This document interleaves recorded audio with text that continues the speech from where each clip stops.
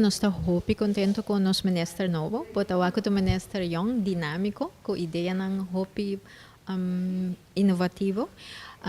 Lo que ela explica nos está sua ideia não para o seu beleid e seu manejo e nós adunele é ponto não que nós bloquear de costan que vai bom e costan que lo por guardo melhorar. Onde ponto não para nós vai for hope importante é software na novo para nos dienst, caminha nos poderá uit cifras não que o ministro poderá seu manejo ribaje.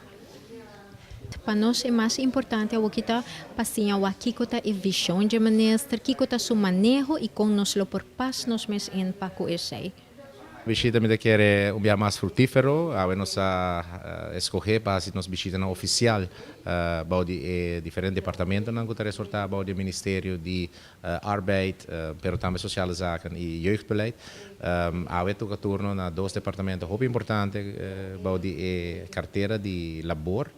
De caso aqui nossa visita DPL no momento não aqui e o Mr. Bisa deu uma conversação mais abrir com o diretor de DPL nossa mira a possibilidade para ajustar certo manejo que tem no momento não aqui para eigenlijk trazer produtividade no nosso país finalmente essa é a meta final do ministério aqui onde vai trazer na impulsar a produtividade. Sim, o departamento não aqui está que não é possível. Nós estamos falando de diferentes setores ainda de nossa comunidade, com não está havendo atenção devido para a werkloosheid, por exemplo. Então nós que vai pôr mais ênfase no setor aqui especificamente, viaje mais junto com o departamento.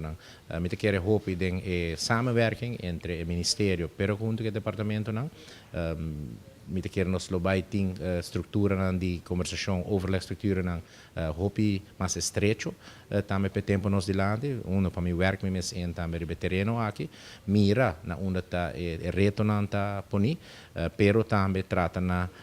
criar mais infraestrutura onde a pessoa não por chega ao departamento aqui particularmente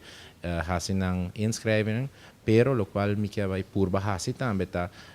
para o departamento sali vai para fora e trata na chega na pessoa não que não tá chega ainda ao departamento de labor